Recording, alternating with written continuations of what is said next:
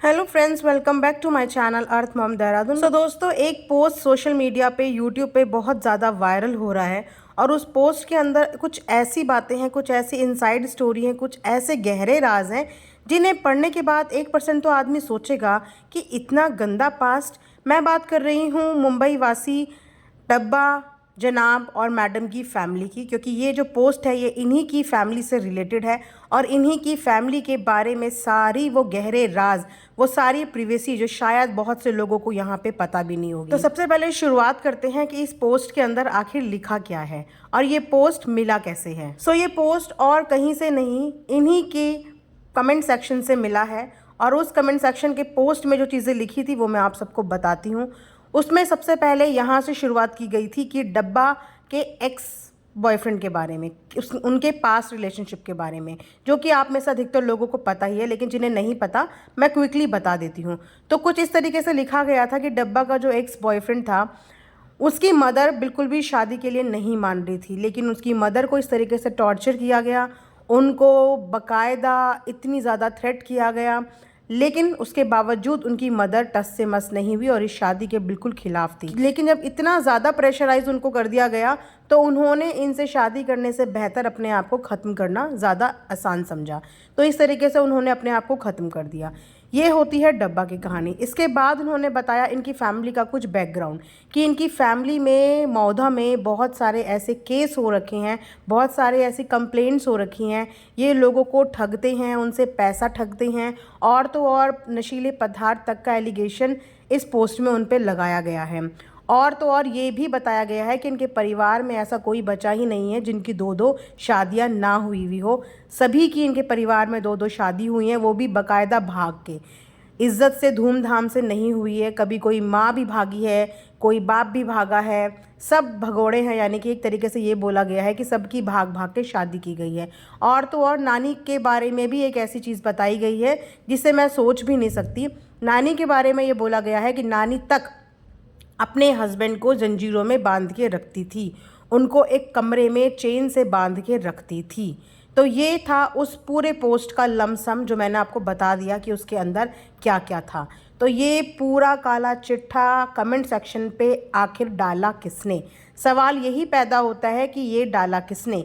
पहले मैं आपको बता दूं कि यहाँ पे मैं किसी को भी डिफेम करने के लिए, किसी को भी हेट करने के लिए नहीं हूँ। मेरा एक रिएक्शन चैनल है और मैं हमेशा अनबायस्ड होकर बातें करती हूँ, लॉजिक्स पे बातें करती हूँ, प्रैक्टिकल बातें करती हूँ, व्लॉग्स के बेस पे बातें करती हूँ। तो ये जो पोस्ट आया, सबसे पहले ये एक कमेंट सेक्शन में आया और ये एक रैंडम आईडी से आया, किसी की भी ऑथेंटिक आईडी वो नहीं थी, एक रैंडम पोस्ट। और उस रैंडम पोस्ट के आधार पे ये सारी वीडियोस बन रही हैं। अब सवाल ये पैदा होता है कि ये रैंडम पोस्ट आखिर कर कौन रहा है? जाहिर सी बात है, अगर इस तरीके का पोस्ट आया है उनका कोई हेटर ही होगा, कोई ना कोई तो ऐसा होगा जो ये सब चीज़ें उनके अगेंस्ट हेट फैला रहा होगा। तो क्या एज अ रिएक्शन चैनल हमें इस पोस्ट पे बिलीव करना चाहिए? क्योंकि कल को कोई भी रैंडम आईडी आके मान लो आपके, मेरे या किसी के भी बारे में कुछ ऐसी चीज़ें बोल दे जिन चीज़ों में कोई सच्चाई ना हो। क्योंकि आंखों देखी चीज़ों पे बिलीव करना चाहिए, कानों सुनी चीज़ों पे बिलीव करना चाहिए, लेकिन एक रैंडम पोस्ट आके किसी का कमेंट सेक्शन पे आ जाता है और उस पर इस तरीके से मोहर लगा दी जाती है कि जो चीज़ें बताई गई हैं वो सच ही होंगी या वो सच ही हैं। थोड़ी सी चीज़ें यहाँ पे डाइसी है। मैं ये नहीं क्लेम करती कि ये चीज़ें झूठी होंगी और मैं ये भी क्लेम नहीं करती कि ये सब चीज़ें सच्ची होंगी, क्योंकि ये सब चीज़ें देखने और पढ़ने के बाद मेरे दिमाग में एक क्वेश्चन आया। सबसे पहला क्वेश्चन कि अगर मौधा जैसी जगह में इनकी रेपुटेशन ज़ीरो है, इतनी गंदी और इतनी बुरी रेपुटेशन है, तो जनाब और मैडम की शादी तो मौधा में ही हुई थी, वो भी इतने धूमधाम से हुई थी।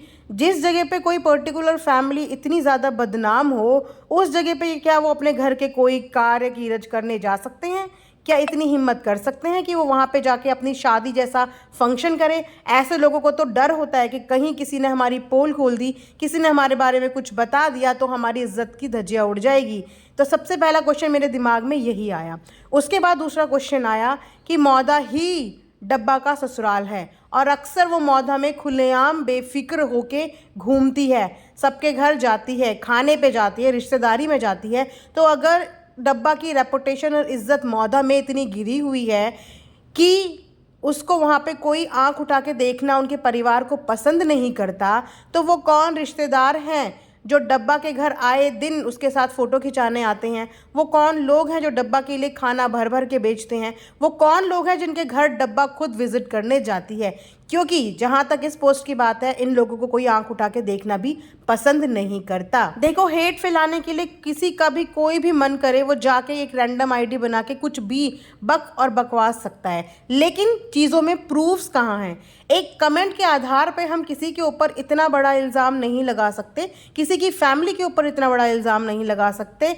आप लोग ये बिल्कुल मत समझना कि मुझे वो फैमिली पसंद है। They are problematic. ऐसी बहुत सी चीज़ें वो अपने व्लॉग में करते हैं जिसके ऊपर मैं रिएक्शन भी देती हूँ, लेकिन इस पोस्ट पे मेरे दिल ने जो गवाही दी, मेरे मन ने जो गवाही दी, मैं वही आपको लॉजिक्स बता रही हूँ कि मुझे बिल्कुल भी डाइजेस्ट नहीं हुआ कि XYZ कोई भी आके किसी के बारे में बताना शुरू कर दे और हम अंधों की तरह उस चीज़ पे बिलीव कर दें और मोहर लगा दें कि नहीं, जो है बिल्कुल सच है, इसका पास्ट ऐसा ही है, इसका फ्यूचर ऐसा ही है और इसका प्रेजेंट भी ऐसा ही है। क्योंकि इससे पहले पीपिका मैडम के पास से रिलेटेड भी बहुत सारी चीज़ें सामने आई, लेकिन उन चीज़ों में सच्चाई थी, क्योंकि वो चीज़ें, उन चीज़ों के प्रूफ्स थे, वो चीज़ें देखी जा सकती थी। लेकिन ये चीज़ों में मुझे कुछ भी सच्चाई होगी मे बी, लेकिन दिखाई नहीं दे रही है, नज़र नहीं आ रही, क्योंकि ये किसी भी ऑथेंटिक सोर्स के थ्रू नहीं आया है। ये XYZ एक फेक आईडी के थ्रू चीज़ें सर्कुलेट की जा रही है। और ऐसा तो है नहीं कि इनका चैनल जुम्मा जुम्मा अभी एक हफ्ते पहले बना हो। ये लोग सोशल मीडिया में पिछले 3 से 4 साल से हैं। चलो, ये तो हम डब्बा की बात करते हैं, लेकिन डब्बा के भाई भाभी तो इंडस्ट्री में पता नहीं कितने सालों से हैं। और अगर इन बातों में सच्चाई होती तो अब तक तो इन लोगों के पास के काले चिट्ठे मीडिया में सर्कुलेट हो चुके होते। अब तक का इंतज़ार किस बात का? क्योंकि मौधा कोई बहुत बड़ा सिटी या बहुत बड़ा शहर नहीं है, एक छोटा सा गांव कस्बा है, जिनमें लोगों को हर किसी के घर के बारे में, हर किसी की फितरत के बारे में, हर किसी का अगला पिछला बहुत अच्छे से पता होता है। तो मीडिया वालों को वहाँ से न्यूज़ लाने में ना एक सेकंड भी नहीं लगती, और ये चीज़ें कब की पब्लिश हो चुकी होती, during the big boss journey publish हो चुकी होती, क्योंकि उस समय तो लोगों को चाहिए होता है किसी के लिए नेगेटिव इमेज पोर्ट्रे करना, किसी के लिए बातें सर्कुलेट करना। ये तब नहीं आई, ये जनाब और मैडम की शादी में नहीं आई, ये डब्बा रानी की शादी में नहीं आई, और ये आ रही है अब।